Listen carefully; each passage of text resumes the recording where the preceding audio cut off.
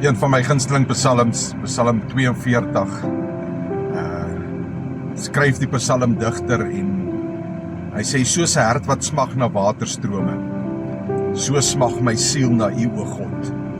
En weet jy, dis 'n beeldspraak en die geskiedskrywers skryf dat hierdie psalm baie moontlik in 'n tyd geskryf is waar Israel in 'n ballingskap was, die volk van God nie naby 'n tempel was nie, maar weet jy, die psalmdigter skryf nie oor 'n fisiese plek nie, hy skryf nie oor fisiese water nie, hy praat met sy siel. Die beeldspraak is oor sy siel, en hy sê, soos 'n hert wat smag na waterstrome. Net soos daai smagting, smag my siel na U, o God. Weet jy, in die Midde-Ooste se konteks is daar water was 'n noodsaaklikheid geweest. Daar was nie altyd water geweest nie. Dis 'n skaarste. En die diere was het baie keer na water gesoek. Hulle was in nood geweest. Dit was 'n smagting geweest. Dit was hulle oorlewing. En dis wat hierdie psalmdigter skryf. Hy sê, my siel moet so 'n noodkreet gee na God en nie na die huis van die Here nie na die water nie, maar na God self, na die teenwoordigheid van God. En dis waar hierdie psalm vandaan kom.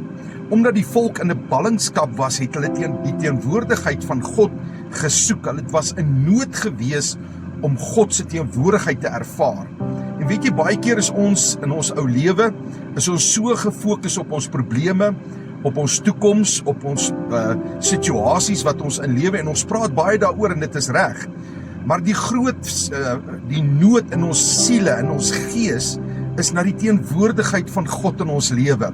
En ek wil jou aanmoedig dat jy soos hierdie psalmdigter sal uitroep en sê, Here, soos wat 'n hert gesmag het na waterstrome, smag my siel na die teenwoordigheid, na God self, nie na dit wat hy vir my kan doen nie, maar na God self, na God, sy teenwoordigheid, sy nabyheid.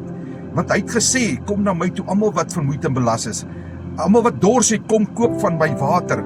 En hy is die water van die lewe, waardeur jy nooit sal, as jy van daai water drink, sal jy nooit weer dors kry nie. En mag jy van daai water smag.